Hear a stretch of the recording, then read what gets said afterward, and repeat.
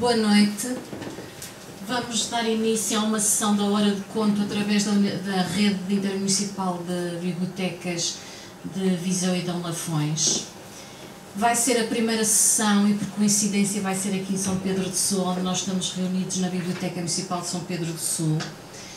Vamos ter também aqui a colaboração do Clube de Leitura da Universidade Sénior. Desde já agradecemos a vossa prestação e a vossa disponibilidade para estar aqui presentes.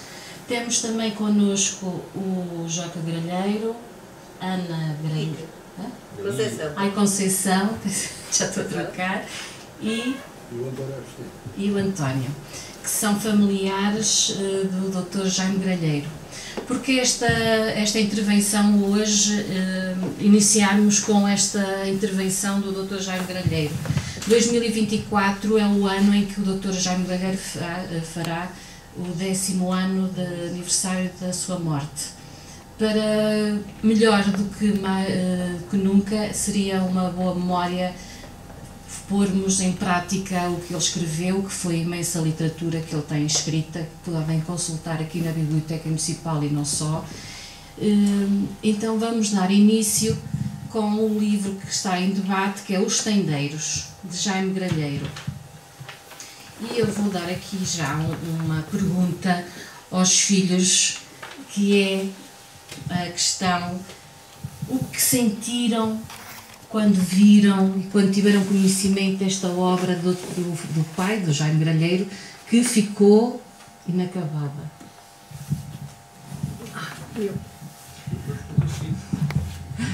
Da minha ótica e aquilo que eu tenho ideia, pronto, para além daquilo que já está justificado no próprio livro, nos prefácios, que toda a gente quer de conhecimento de quem está presente de certeza, e eu agora não vou passar a dizer, leiam, vão lá e vejam. Para além disso que aí está, de facto, de ser um guião para uma série, a série ficou muito longa, foi difícil, a televisão apanhava várias épocas históricas, exigia muita cenografia, muita mudança de cenários, muita mudanças de espaços, de roupas, e ficava extremamente cara. E, portanto, foi cancelado isso com a televisão. A seguir, quando o meu pai disse que não ia pegar mais nisto, e nós estávamos super curiosos, porque isto era uma novela da família, queríamos saber a história da família, e ele disse: não vou nada pegar nisto, porque isto dá muito trabalho, e eu precisava de ter alguém que me fizesse a investigação histórica para depois eu poder escrever a história. Ele era muito rigoroso quando escrevia, era extremamente rigoroso e contextualizava. Aliás, eu considero um bocado o meu pai também, quer dizer, considero um neorrealista, portanto ele escrevia para intervir, escrevia para falar da sociedade, e ele precisava dessa base histórica que sustentasse historicamente, para não haver falhas históricas. Eu, como sou de História, ele disse-me: então, olha, quando tu te reformares, tu fazes a pesquisa histórica e eu depois, eventualmente, escreverei. Agora, tenho outros caminhos, que depois, posteriormente, podemos falar sobre isso. Tenho outras coisas em que pensar. Isto aqui vai ficar arrumado e não vou escrever mais sobre isto. Não sei se ele morreu cedo demais, se eu me reformei tarde demais. A verdade é que os nossos tempos não coincidiram e, portanto, ficou para mim o facto disto de ficar inacabado teve também um bocado a ver com o facto do trabalho que ia dar para fazer essa grande obra que ele queria fazer e que se propunha fazer. Eu tive o privilégio, para além de o ter como pai, de o ter como o meu colega e como patrono também. Primeiro como patrono, depois como meu colega. De maneira que acompanhei os partos, porque isto foram vários partos, deste livro. Ele escrevia em férias, era um computador pequenino que ele tinha, e o processador ainda era um TAS-Word, que era uma coisa que agora já não existe, agora é tudo Word, que para fazer as maiúsculas tinhas de carregar em várias teclas, etc. Pronto. E houve uma certa altura que ele disse, quando se passou para o Word, ele disse: é necessário reformatar estes textos. E foi a Catarina que fez este trabalho de reformatação e ele depois passou para mim para eu fazer a leitura do texto. E pronto, eu comecei a chateá-lo. Opá, tem que acabar isto, opá, tem que acabar isto, tem que acabar isto. E infelizmente ele não acabou. Por que motivo é que não acabou? Epá, só ele é que sabe. E portanto não vou estar aqui a congeminar aquilo que ele dizia e que a minha irmã acabou de dizer. Agora, se isto que ele dizia correspondia efetivamente ao que estava, eu quero acreditar que sim, porque já na parte final da vida, portanto não imaginávamos que ele ia falecer, a Lia, a companheira dele, me dizia que chegou-lhe a comprar livros de história da época para ele começar a ter referências, designadamente do que é que se comia, de como é que se vestia, de como é, um conjunto de história, de antropologia aqui da região de Portugal e mais aqui da região centro, para ele começar a recuperar a vontade de pegar isto. Não pegou, ficou aqui, portanto, isto é um livro, se não me engano, com 14 capítulos, se não me engano, e ele escreveu 12. E, não, 14 exatamente, 14 capítulos, escreveu 12.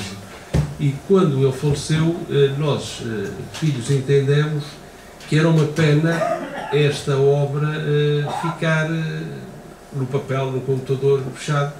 E embora o Dr. Marcos Vidal, o Sr. Juiz Conselheiro, o Dr. Marcos Vidal, que foi amigo do meu pai, aliás, quem o prachou em Coimbra, quando o meu pai era caloiro, embora ele aceitou o nosso repto de dar um fim, de maneira que os últimos 2 capítulos não são de Jaime Gralheiro, são de Marcos Vidal, e o objetivo foi poder rematar esta história. Portanto, os 14 capítulos não significam nem pouco mais ou menos do que este livro tem.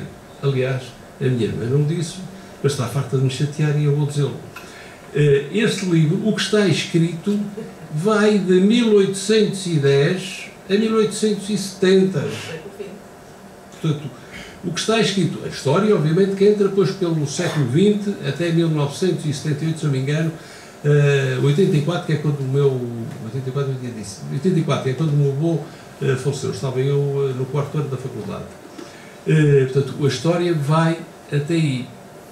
Este livro começa apenas com a história da Florinda, do tendeiro e do filho do padre. Este livro reporta muito bem a sociedade beirã na primeira metade do século XX e, sobretudo, a mulher. A professora São vai ler um trechozinho do livro para depois continuarmos a conversar. Sou eu e aqui. Sou João.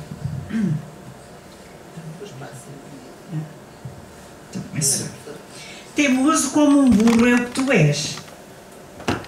E tu falas assim porque também tens culpa no cartório. Eu? Deus me perdoe se eu peco. Eu? Tu também lhe foste chegar. Ó homem de um raio, tu não me faças sair dos meus limites. Ai, eu é que lhe fui chegar. E tu? Eu não meti prego nem estopa. Tu é que descobriste a casa, farta e de muito respeito, dizias tu. Viu-se tão farta que, quando voltou, quase botava a barriga com fartura. Era e é uma casa farta, repito. Se deixou de ser de respeito, a culpa não é minha, nem da rapariga. Então é minha. É dele, desse porco do padre? Não parece. Se assim fosse, não lhe continuavas a lamber as saias. Eu tenho a minha religião, ouviste? E não é por causa de um padre qualquer não cumprir o seu dever que eu perco a minha fé. Que te faça bom proveito. Há muitas maneiras de acreditar em Deus, percebeste?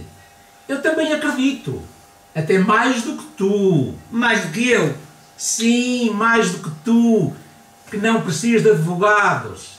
Basta-me dar-lhe graças a Deus e procurar cumprir os seus mandamentos. É o que eu faço. Razão tem o bispo quando diz que a religião se quer como sal na comida. Nem muita, nem pouca. Só a necessária. Herege. Eu ou o bispo? Nenhum bispo disse uma coisa dessas. Olha que disse, olha que disse. E se não acreditas, pergunta lá ao Bardamete do Padreca, no fim ou no princípio da missa, quando quiseres. E de caminho aproveita para lhe perguntar também se ele não tem vergonha do que fez à tua filha. E porquê é que não lhe perguntas tu? Ela também é tua filha, suponho eu. Se eu tiver de encontrar com esse filho da puta, fora a mãe que não tem culpa nenhuma, é para lhes morrar os focinhos. Ou ele julga que me caga nas barbas e se fica a rirem. Muito bem, obrigada por este pequenino excerto. Isto são pequeninos excertos que nós podemos ler e estes e muitos mais que vai ao longo do livro. Agora ia perguntar aqui novamente aqui aos filhos, desculpem lá tratarmos por filhos. Aqui o Dr. Jaime Galheiro retrata muito bem e de um modo muito inteligente e até muito delicado, às vezes, a mulher nesta altura da sociedade. O que é que vocês acham desta... como ele dedica a mulher nesta sociedade? Bem, como a gente já disse, isto ainda estamos no século XIX, mas estamos na fase, portanto, a estrutura disto é a história das culturas e das mentalidades. Infelizmente, na primeira metade do século XIX, as mentalidades, portanto, isto está atual, pode ser século XX, portanto, é finais do século XIX, mas nos princípios do século XX as coisas continuaram a ser como são e, infelizmente, ainda há muita coisa que persiste. Relativamente à forma como o meu pai tratava as mulheres, eu acho interessante porque o meu pai tinha um grande respeito pelas mulheres e ele tinha tanto respeito pelas mulheres que eu acho que ele escreveu muito pouco sobre mulheres e eu também o interrogava nisso, porque é que papai não fala mais sobre mulheres? É complicado falar sobre mulheres. Aliás, eu fiquei admirada e tive uma conversa quando apareceu esta Florinda. E eu acho que quando aparece esta Florinda é fundamental porque no fundo ele vai à gênese das mulheres da família e que é, apesar de que vai à mãe, que é a Maria Migalhas, que era o que esta professora Conceição acabou de ler, foi a Maria Migalhas, isso é uma conversa entre a mãe e o pai da Florinda, o Maria Migalhas e o Zé não sei o quê. Já não me lembro como é que se chamava o senhor. Zé Quinteiro. Não é Zé Quinteiro, é assim outra coisa qualquer. Pronto, não interessa. Pronto, é um Zé qualquer. Zé André, exatamente, Zé André. E isso é uma conversa. E é muito engraçado porque esta mulher, a filha é posta na rua porque engravida, não é? Portanto, esta mulher, apesar de ter que se submeter à vontade do marido, estamos ainda no século XIX. Apesar de ter que se submeter à vontade do marido, ela sai todos os dias para levar comida à filha. Portanto, ela consegue, sim, está bem. É assim, tipo, está bem, deixa-te falar. Eu vou lá fazer o que eu acho que devo fazer como mãe. Portanto, ela leva a sua água ao seu moinho. Esta mulher, como é que ela se chama? Florinda, esta Florinda é uma mulher espetacular, porque engravida e assume que engravida do amor. Eu não quero que julgamento nenhum de ninguém. Eu foi porque quis. O que é isto? Isto é uma mulher fortíssima, a assumir a ser eu sei o que estava a fazer. Eu engravidei por amor. Portanto, são duas mulheres fortíssimas, duas mulheres que de facto nós os baralheiros temos um genótipo, também era uma coisa que o meu pai dizia muito feminino. Aliás, acabaram, somos quase mulheres, portanto o meu irmão só teve mulheres, eu só tive mulheres, tenho um neto, mas já nem é gralheiro, já nem gralheiro leva no nome o meu neto, e depois o meu sobrinho da minha irmã, que foi o único rapaz. Portanto, o nosso genótipo, ele também teve uma filha, tem um neto também, mas o teu não sei se ainda leva, não, também já não leva, portanto, porque nós tivemos filhos mulheres, portanto o nosso genótipo é mulher. E ele só tinha que ter, aliás, quando eu engravidei ele disse, vais ter uma rapariga, vai ser uma menina, porque nós somos mulheres. E isto mostra o respeito que ele tinha pelas mulheres e a coragem com que ele põe uma mulher, as atitudes que as mulheres tomam contra a Igreja, contra o patriarcado, contra tudo isso, e conseguem impor-se. Bom, o que é que eu ia dizer mais daquilo que a minha irmã disse? Eu diria que o segmento do texto dele, onde ele afirma a mulher com Emma, é exatamente a páginas 93, quando o seu procurador, que está a interrogar a Florinda na investigação do eventual crime de violação, e ela responde: Sr. Doutor Delegado, tanto quis ele como quis eu. Quando me deitei com ele, já sabia o que ia. A menina está ciente do que afirma? Então o senhor pároco, para cevar a própria luxúria e colher a virgindade, não prometeu fazê-la feliz, dar-lhe prendas e venturas, quiçá, desparadasse e casasse consigo? Espinhava-se o magistrado, sem esconder o desagrado pela resposta obtida. Não, senhor, nada disso. Emezerrava a Florinda inteiriça na negativa. Não prometeu nada. Fomos para a cama porque nos gostávamos.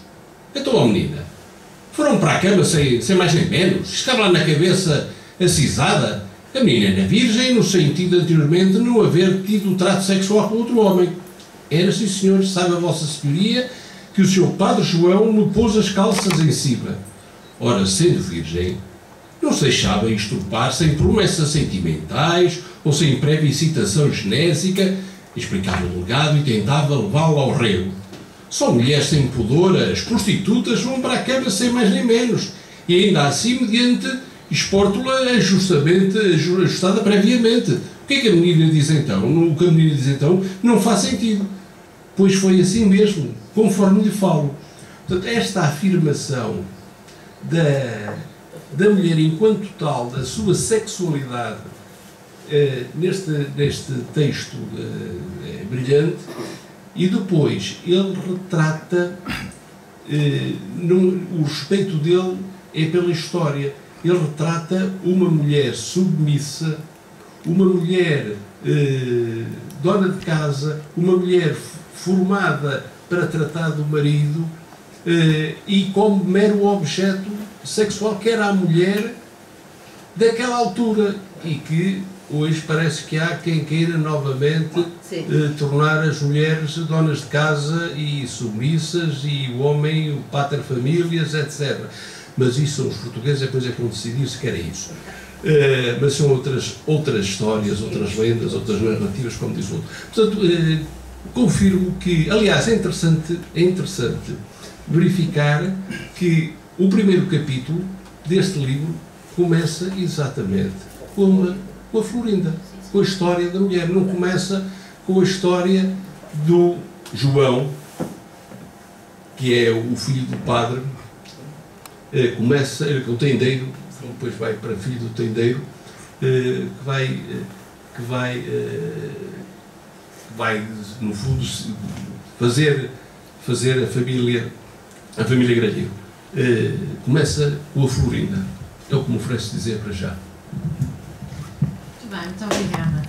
E dessas histórias que foram ouvindo e que foram lendo, muitas de certeza que já só foram lendo, há assim alguma passagem que vos tenham contado, que vos ficou na memória, assim, uma passagem engraçada? Se calhar ali ao Sr. António, que é mais velho, não é? Sim. É muito, não, eu falei, eu não preciso. Não, é sério, não. É muito fácil e difícil falar do já. Não estou falando de qual? Do Agostinho ou do João? É como disse todos, estou velho, do João. Que é o padre,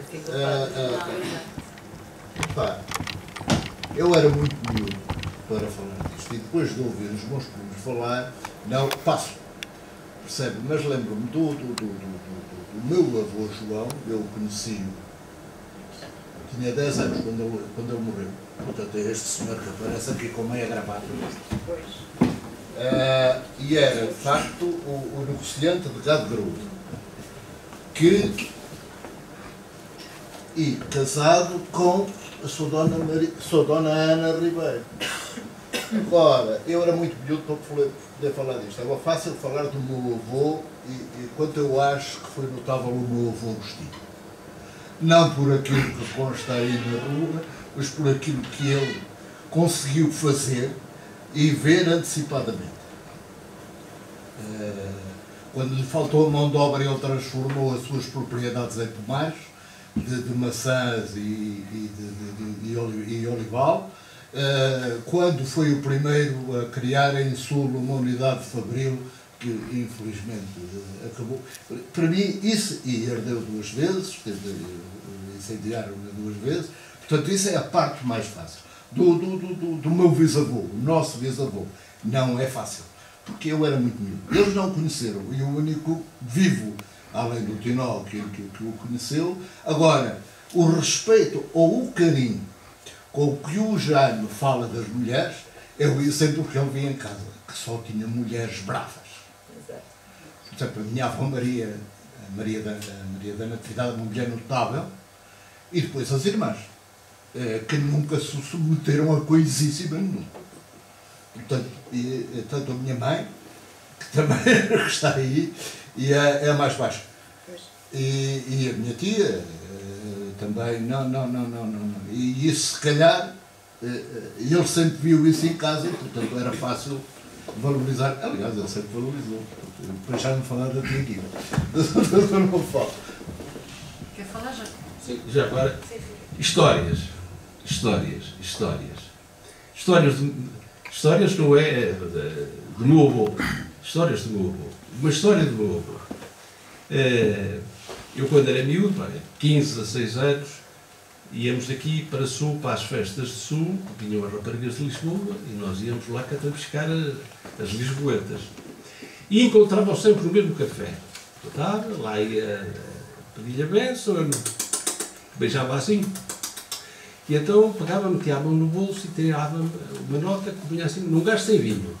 E pronto, e eu metia a mão por baixo, recebia a nota, e quando cá chegava fora, era invariavelmente uma nota de 20 escudos. E 1 ano, 2 anos, 3 anos, eu a certa altura comentei com o meu pai, que ele diz: "Oh pai, ele está descansado porque ele nunca se vai enganar, porque num bolso tem as moedas e as notas de 20 e nos outros é que tem as outras notas. Está descansado porque nunca mais recebeu mais de 20. Histórias. Do nosso bisavô, do João, era um homem talvez do seu tamanho, portanto já à época bastante corpulento, sempre que conhecia andar a cavalo, com um guarda-sol. Não se deixava crestar, com o guarda-sol de 12 varas, uma bengala de junco e o cavalo sempre a andar, nunca a trote e a galope nem pensar. E ia por ali. Como sabem, Sul era a aldeia, era a freguesia em troncamento, portanto a partir dali era o caminho ou para Macieira ou para Sete Fontes, por ali acima, pelo Virvilhal e tal, por ali acima até Sete Fontes era onde ele parava, Lubísios, para sermos, portanto, assim, chapéu de 3 bicos, como os nupciantes de gado graúdo, convém não fazer isto com mundice, ovelhas e tal, não, gado graúdo, só cavalos e sobretudo cavalos. E, portanto, ele partia e esta minha avó que respondia a tudo a inverso, a mulher dele, portanto, a avó Ana, sim, tudo. Aliás, as mulheres continuam aqui até esta. E a avó Ana, ele dizia: "Olha, oh, Ana, trata a burra." E ela lá respondia: "E a fome que ela vai passar, ninguém o há de saber." E ela respondia de cima do terraço, porque eles viviam em Sul. Aquelas casas, eu vivia de um lado e do outro. Portanto, é isso. Era um homem, à época, grande. Grande. E depois o chapéu de 3 bicos, então eu também era pequenito, portanto. Mas, agora, e as nupciatas que havia, os cavalos que trazia.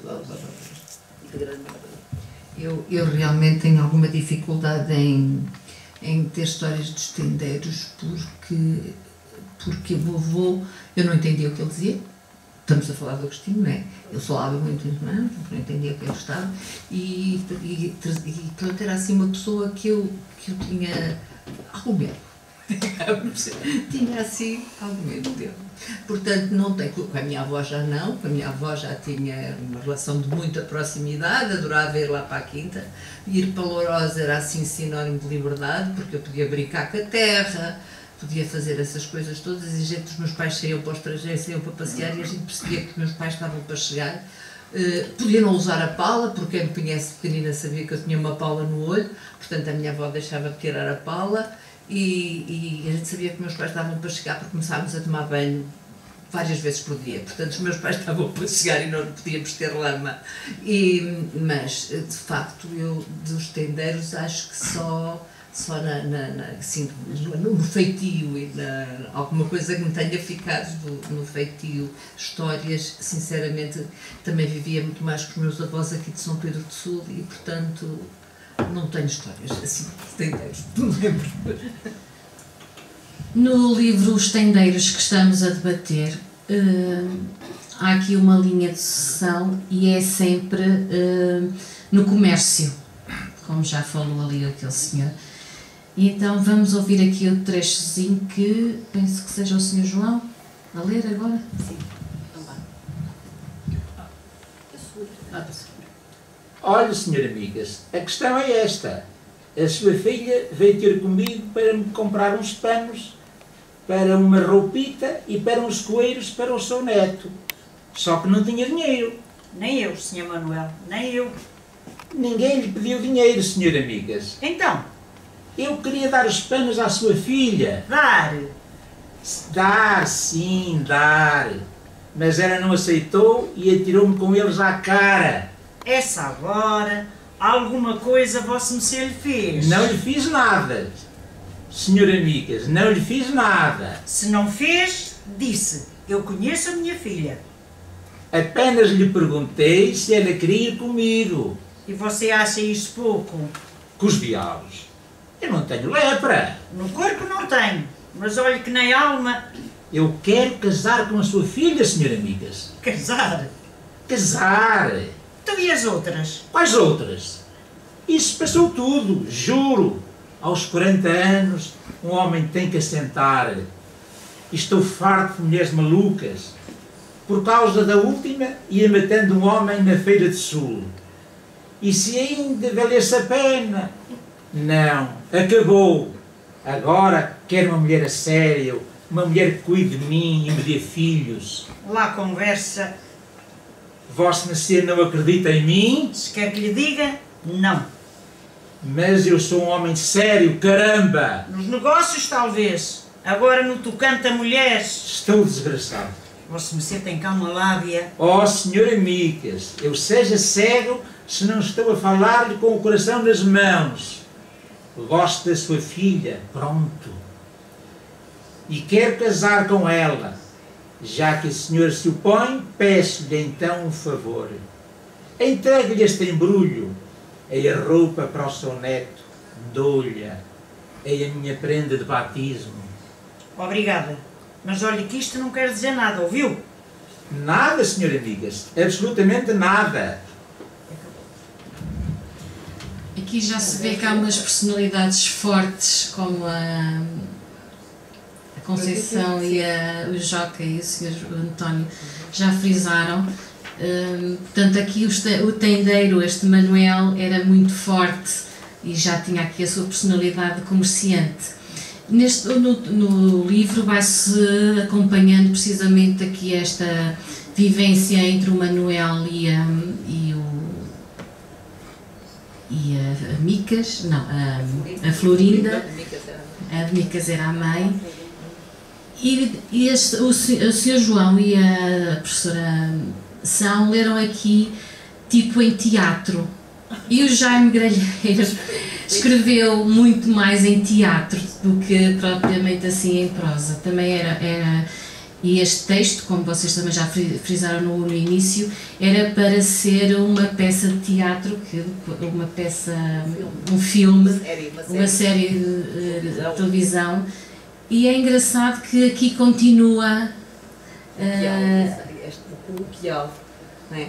Exatamente. Pois é isso, de facto, a matriz do teatro, não é? Do diálogo continua escrita, reproduz-se na prosa, quer dizer, ele continua, a sua chancela de dramaturgo vem também, está na prosa, não nego.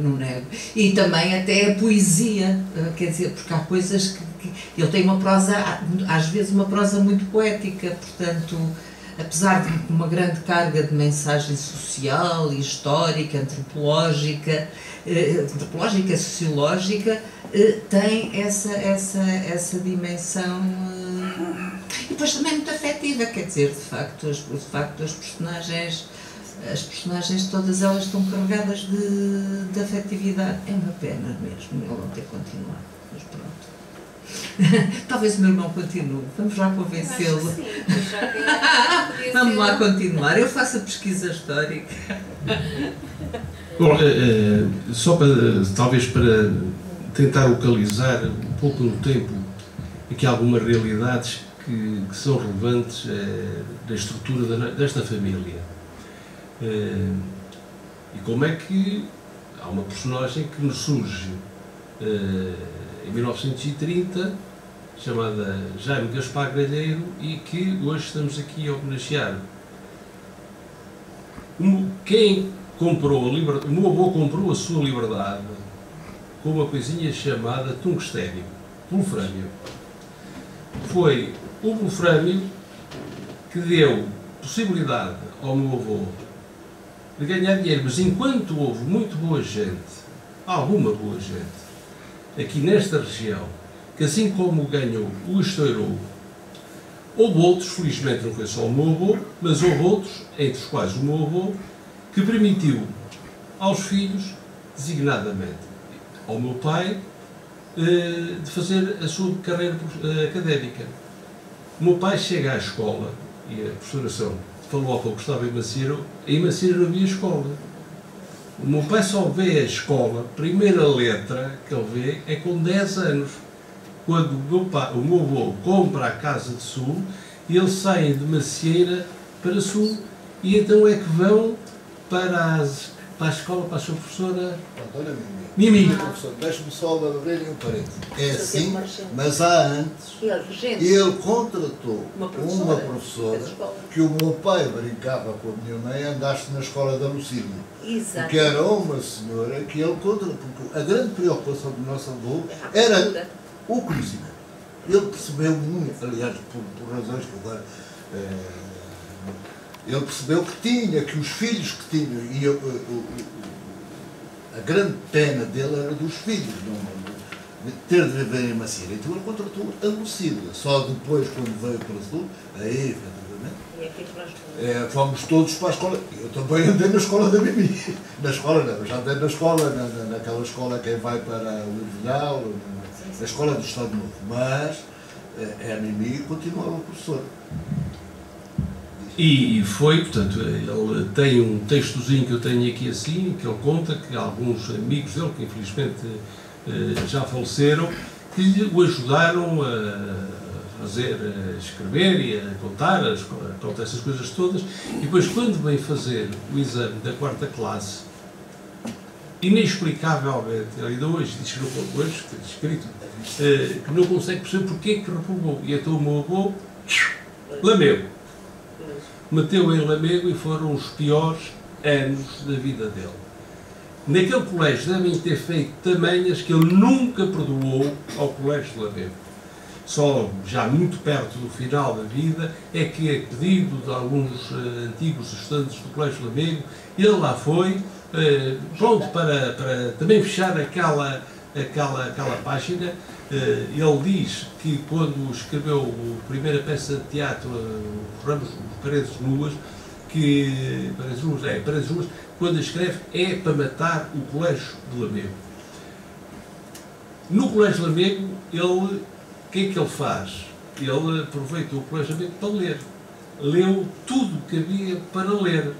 E quando chega a Coimbra, claro, leva uma bagagem cultural enormíssima.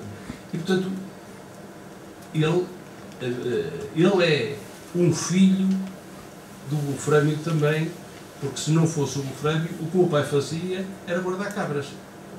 Era guardar cabras. Aliás, não. Eu lembro-me. Aliás, os três nomes que o teu pai refere são muito conhecidos aqui, que é o. Eu vou usar a alcunha. Um é o Valentim Bichas, portanto, o filho do Nicolau, o mais velho, que era motorista de Praça em Sul, o António Figueiredo, portanto, Figueiredo, e o Arménio, o Gomes da Costa, que é o pai daquela senhora que trabalha aí na Segurança Social. Portanto, que já estava mais adiantado, porque vinha a ser enfermeira.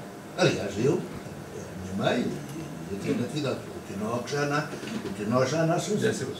Pois é, esse já é. Esse é filho Já do diríamos que o meu tio Tinó já é um Betinho. Já é um Betinho. Mas isto foi. Eu queria dizer qualquer coisa. Eu lembro-me do meu pai de nos levar ao São Macário, porque o meu pai tem uma grande devoção pelo São Macário. São Macarinho nos dê juízo e entendimento até a hora da morte. E isso aprendi com a avó Maria, era acima das orações da noite, era para o São Macário, portanto esta cultura ao São Macário, era esta devoção pelo São Macário estava ali na família. E então eu lembro-me com as histórias que o meu pai contava, cada vez que a gente ia, que eu agora conto aos meus netos, e aquele neto lá acima, exatamente a mesma coisa. Ainda esta semana lá fui e contei essa história, a gente conta a história das brasas, da pastora, olhou para as pernas e tal, e ele matou os pais, aquela história toda, e depois no meio daquilo tudo sai uma história que o meu pai contava que viu primeiro um avião do que viu um carro. Portanto, os aviões passavam por cima quando ele andava com as ovelhas. Era ali naquela zona dos Castanheiros, cá em baixo, onde agora é o Salvala, mas o restaurante, e eu, portanto, andava aí com as ovelhas. E, de facto, quando o meu avô, assim que o meu avô tem algum dinheiro, a casa é construída em macieira pelo meu avô e pela minha avó, que dizem que a minha avó até tinha um defeito, que foi de carregar com a pedra para fazer a casa, a minha avó Maria, minha doce avó Maria, e que eu ainda, se o meu pai chegou-me a ir lá mostrar a casa. E depois ao lado, ele assim que arranjou dinheiro, mandou vir uma professora que eu na altura acho que deveria ser uma regente, não é? Devia ser tipo regente, não é? Mandou vir e para os filhos aprenderem a ler e a escrever até alguma coisa até irem para sul. É, a sua dona Lucília. A dona Lucília, eu não sabia o nome. Eu lembro que o meu pai de vez em quando andaste na escola da Lucília. Quer dizer, não aprendeste nada. Andaste na escola da Lucília, não aprendeste nada. Bem, para continuar, nós estamos em direto através da página do Facebook. Eu não sei quem é que nos está a acompanhar e se quiserem fazer algumas perguntas aqui aos filhos Gralheiro, estejam à vontade. Quem estiver a ver é colocar questões que serão respondidas com certeza. Até agora vamos continuar ali com o Sr. João Carvalho, que tem ali uma leiturinha também, para depois continuarmos.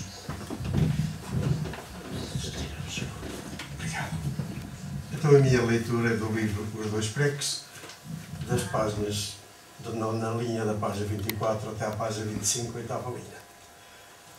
Mas na Páscoa era diferente. Na Páscoa já havia o esplendor do sol derretendo a neve e o codo e fazendo os brotos das árvores desabrolhar. A terra acordava e vestia-se de verde. Os cordeiros e os cabritos cabriolavam atrás das margens, pelos montes e prados floridos, é que se juntavam nas bordas dos caminhos e ribeiros, violetas roxas e amarelas que brotavam espontaneamente por entre as camonianas boninas que toda a gente apanhava só para cheirar e deitar fora. Havia também, junto de algumas casas mais ricas, lírios brancos e roxos, lembrando a Quaresma e o Senhor dos Passos. Na Páscoa, digo, pela Páscoa, quer dizer, antes da Páscoa, e preparando a Páscoa, vinham ramos e lá se ia a gente invadindo a igreja de São Martinho, com as arrancas dos loureiros enfornados de alecrim e oliveira, num mergulhar de folhas e cheiros campestres, como se a igreja estivesse transformada num bosque vivo. E os ramos roçagavam uns nos outros e às vezes chegavam a bater-se em pequenos confrontos de santa emoção e picardia. Ah, o Ramos, sim. O meu espanto de menino, encurralado nos limites de macieira, só havia uma capelita que estava sempre fechada. A igreja de São Martinho fora o primeiro grande templo onde eu entrara. Como era imensa aquela igreja, transformada em floresta benta de ramos do Senhor, com cheiros de primavera e incenso. E assim, imensa e grande, se me foi ficando na memória, até que um dia, já depois do 25 de Abril, por ali voltei a passar e, tendo lá entrado de novo, me abismei com o facto de a maior igreja da minha meninice se ter transformado na mais pequena igreja de toda a minha vida. Como as coisas crescem e mingam connosco.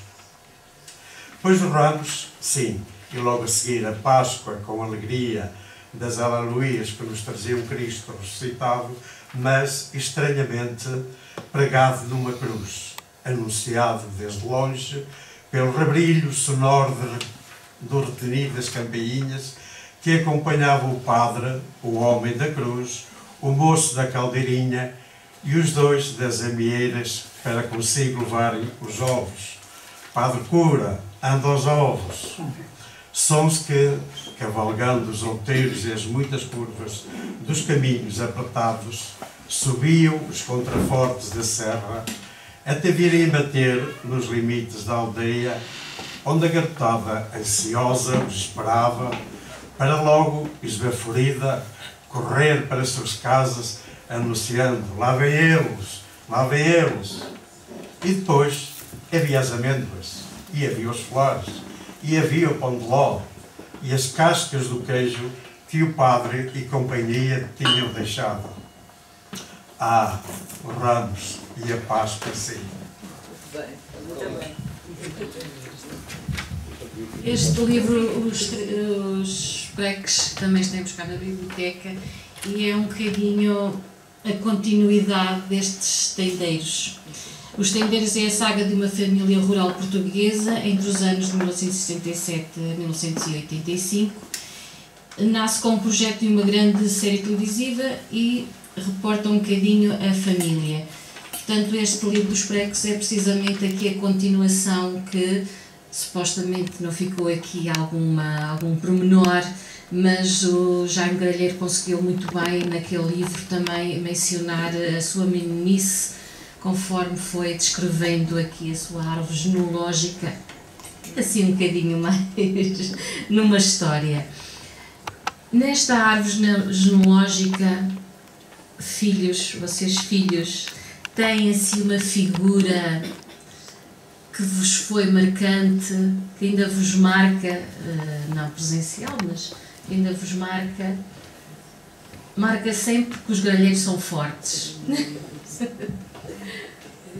Tem piada, eu gosto muito desta história, mas esta coisa do feminino para mim é terrível.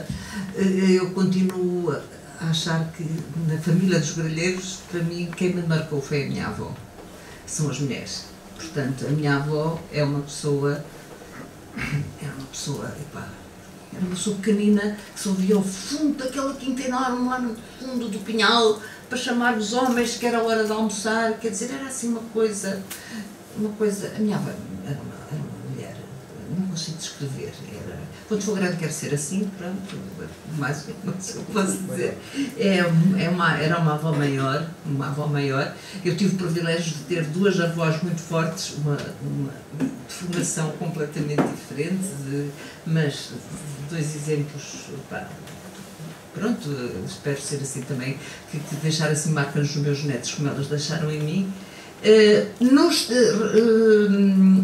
Relativamente ao prego, é de facto, esta descrição da Páscoa é uma descrição perfeitamente antropológica, é um registro histórico, de facto, dos princípios do século XX, de uma tradição que eu, felizmente, já sou dos milhares do século XX, ainda pude assistir, quase que tenho o cheiro quando estava a ler, eu tive a mesma sensação de que quando li isso, eu parece que senti o cheiro do rosmaninho, daquilo que nos punha no chão. É tão realista, aqui é mesmo tão realista, que é um registro de uma época e de ritos, neste caso sociais, mas neste caso religiosos, de como se faziam coisas. Este livro do meu pai é de facto um livro notável para se fazer a história de São Pedro do Sul e desta época, porque, como disse muito bem, é a continuação disto. Depois, esta loucura, Outros que a Tomam, que também é romance, os dois preques, foi os saltos que ele deu nos capítulos deste, era isto que ele queria fazer. Ele, quando vai escrever os dois preques e quando escreve esta loucura, Outros que a Tomem, ele vai para os anos 60, não é? E faz a história da imigração, portanto está na história de Portugal de imigração, e aí faz uma história rápida, desde aqui até ao 25 de Abril, nos dois preques, e portanto é um livro. Considero como é que é possível esse livro não ter uau, muito mais uau, porque é de facto uma obra notável no romance e na literatura portuguesa. Obviamente que quem mais marcou tem um nome, chama-se Jaime Gaspar Gralheiro, ponto final. Sobre isso, ponto final. Marcou-me, e enquanto eu tiver, quando sou uma carne de deres, juízo e entendimento. Agora, como homem, eu em miúdo gostava dos cowboys. E disso, o meu avô é uma figura ímpar. O meu avô Agostinho andava a cavalo, metia-se pelas serras acima, pelas serras abaixo, e tem histórias maravilhosas. Ele, a certa altura, vende uma série de concessões à Companhia Nacional de Minas. E a Companhia Nacional de Minas não lhe paga. Não lhe paga, e ele tem vários processos em tribunal até que lá chegaram a um entendimento. Estamos a falar em 1942. Vai buscar a Lisboa 800 e tal contos. 800 e tal contos. Não há transferências, é notinha do Banquinho de Portugal. E mete, aliás, nessa altura, uma das hipóteses que teve foi investir na compra do hotel, como é que chama? Era na Praça da Figueira, o Hotel Portugal. O Hotel Portugal. Só que estamos na guerra, ele disse, bem cá os alemães mandam aqui umas V2 e isto arrebenta tudo. Deixa-me dizer, eu perguntei-lhe uma vez porque é que ele tinha feito investimentos aqui, além da vaidade que mostrar que tinha, eu perguntei-lhe porque é que ele não tinha comprado no outro lado, até porque ele gostava muito do Porto. Porque a sede da companhia era na rua Pinto Bessa no Porto. E então eu perguntei-lhe, ele disse, não, eu tinha informação que Lisboa ia ser bombardeada pela V2. E encaixa naquilo que estás a dizer. E então ele vai buscar o dinheiro e vem com uma malinha no comboio. E na malinha traz o dinheiro, senta-se, um casal de idosos, vem lá também na carruagem e entram duas pessoas, dois homens. Então começam a tratá-lo por Agostinho, ele começou a ficar desconfiado. E depois pegam, estamos aqui um frango, caneca, à hora do almoço, e ele, alright. Então a certa altura eles disseram aquilo, iam para roubar. Iam para roubar e ele pega, atira a mala ao chão, mete o pé em cima da mala, mete a mão no bolso e não tinha lá nada, a não ser talvez o lenço. E disse, o primeiro que venha que leva fogo. Venha cá o primeiro tirá-lo. E eles sabem, será que ele tem a pistola, será que não tem? E recuaram. Foi quando bastou para, entretanto, chegar o pica, perceber-se o cobrador, saber o que se passava, chamar a polícia e prender os homens. Portanto, e ele teve outra história maravilhosa dele.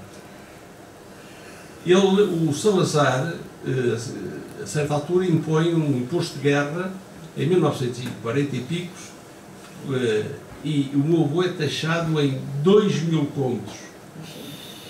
2.000 contos, não sei quantos euros, uma vez... O imposto de guerra, 2.000 contos.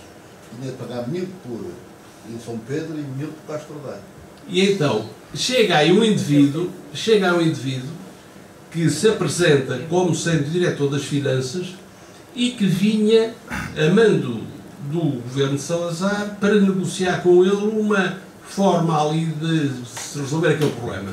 Mas queria uma quantia por fora. A corrupção não é só de agora. Calma, a corrupção não é só de agora. E então, o meu avô pagou, identifique-se. O meu cartão ficou, contou uma história que não tinha identificação, mas a gente vai ali às finanças e quando entrou nas finanças, ele identifica-se às finanças, Sr. Diretor, ter tudo a tirar o chapéu, Sr. Diretor. E o meu avô pega, sai com ele das finanças, encosta, encostado aqui à, como é que chama a igreja? Aqui é o convento.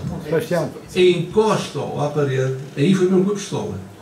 Aí foi mesmo, meteu-lhe a pistola debaixo do pescoço e disse: o senhor pode ser diretor do que quiser, mas o senhor ou diz quem é ou leva já fogo. E o homem aí libertou alguns líquidos e assumiu que tudo aquilo era uma vigarice. O que é que era? Ele tinha sido, de facto, secretário de Estado, só que era um corrupto e foi corrido. Só que o diário, chamado à altura Diário de Governo, demorava 2 dias a chegar a São Pedro Sul. E ele aproveita-se desse período de tempo para vir cá acima, para tentar enganar o meu avô. Não levou nada, mas o meu avô contava ao meu pai que um dia se cruzou com ele no Porto e que o meu avô lhe deu 500 paus, ao pai não chatei, desaparece, sai da minha vida, deu 500 paus mesmo assim na altura. Ele era um homem que aos seus trabalhadores, no Natal, dava como se fosse um subsídio de Natal. Nem Castro Daire houve... É a tua mãe, não é? A madrinha da... Quando ele ofereceu com o Sr. Clemente, ofereceu uma autobomba aos bombeiros voluntários de Castro Daire. E a minha mãe, aparece no livro também, a minha mãe é a madrinha desse carro.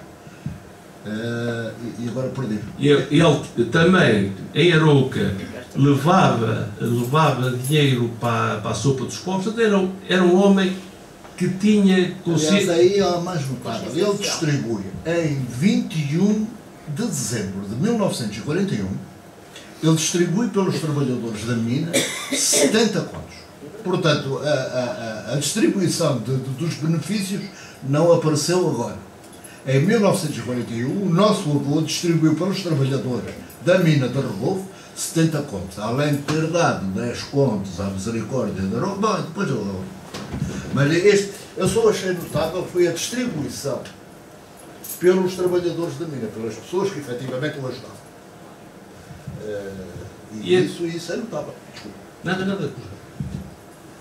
Aqui em São Pedro Sul há uma história também engraçadíssima. A necessidade de um pronto-socorro. Era necessário um pronto-socorro. Era necessário um pronto-socorro em São Pedro Sul. Então faço uma reunião aqui das Forças Vivas de São Pedro Sul e falo ao senhor comerciante fulano tal que era importante um ponto-socorro. E falo ao senhor doutor fulano tal que era importante um ponto-socorro. E fala isto. E então cada um dava 100 paus, 50 paus, 20 paus. E o meu avô levanta-se no final, mais importante que um pronto-socorro é um socorro pronto. Quanto é que isto custa? Pega lá 150 pontos e vão comprar. Portanto, histórias. Muito obrigada. Muito bem. Nós, através da internet, temos aqui uma Hilda Pinto que diz: Margarida Gralheiro, uma pessoa que me marcou bastante. Margarida Gralheiro era a mãe de vocês. Era professora de Educação Física, que também, por acaso, foi minha. Lá está, mais uma mulher. Também foi da minha filha. Não sei se há mais alguma questão aqui a colocar. As leituras também estão todas. Não, se não se importa. Sim, como só da minha mãe, Eu gostava de dizer que por trás de um grande homem está sempre uma grande mulher. Ao lado, pois sim, tem razão, muito bem corrigido. Ao lado do grande homem está sempre uma grande mulher. E de facto, se ao lado do avô João teve a avó Ana, se ao lado do avô Gralheiro, o avô Cristinho, teve a avó Maria, ao lado do meu pai teve a minha mãe, de facto, que uma vez chamaram, e eu acho isto muito bonito, e até acho que foi um padre que disse, que dizia que ela era apaixonária de Lafões. A minha mãe era uma mulher extraordinária, de facto, era muito antes, muito avançada, e quem foi aluno dela, certeza que deve ter sentido também a carga afetiva e a paixão para nós como professores, não é? Sim, a importância. Agora, o Joca tem ali um poeminha para ler, não tem? Não. Não, eu tenho uma historiazinha. O meu avô, portanto, paga o filho licenciar-se e prepara a vinda dele para São Pedro Sul para ele ser Presidente da Câmara, Governador Civil. Ele prepara tudo isto para o poder.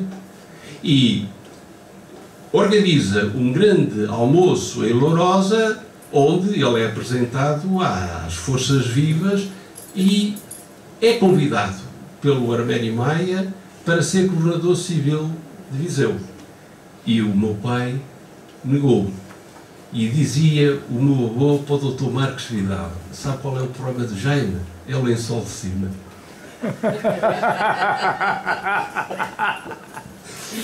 A força que a minha mãe tinha. A minha mãe era uma mulher filha de velho republicano. A minha mãe, naturalmente, que a esse nível formatou radicalmente o meu pai. O meu pai é um homem ele não tem nada, ele não tem absolutamente nada, nem em termos históricos, nem em termos culturais, nem em termos económicos, para ser politicamente aquilo que ele era, que era um comunista. Nada, zero. Quem fez isso? Quem ajudou o meu pai a conquistar a independência dele em termos de formação ideológica, não há dúvida nenhuma, que foi a minha mãe. E depois o estudo, calma. Ele escreve isso, ele chega a Marx por via do cristianismo. Ele não estudava o catecismo, não. Ele foi estudar as encíclicas, foi estudar a Bíblia, e fez um curso de cristandade onde se pegou à porrada com o padre que estava a dirigir o curso a ele. Deu-lhe um par de estalos, encostou à parede, deu-lhe um par de estalos, pô-lo na rua, ele não sabia onde é que estava. E quando saiu, estava nas termas no Inatel. Ligou ao Guida, vem buscar que afinal estou aqui nas termas. Mais uma história. O poema não me falaram nisso. Não tenho aqui histórias. Ele tem muitas histórias. Muito obrigada. Está no nosso tempo limite. Agradecemos a vossa presença, aos vocês filhos e primo. Agradecemos à Universidade Sénior por estas belas leituras do trecho dos Tendeiros, e a todos que aqui estão presentes também agradecemos a vossa presença. Os que estão online virem às bibliotecas municipais. As bibliotecas estão muito bem agora equipadas com muita boa literatura, e os Tendeiros, e não só, do Dr. Jaime Gralheiro, também estão nas bibliotecas. Muito boa noite, obrigado pela presença de todos aqui em casa e até um dia destes. Até breve. Boa noite.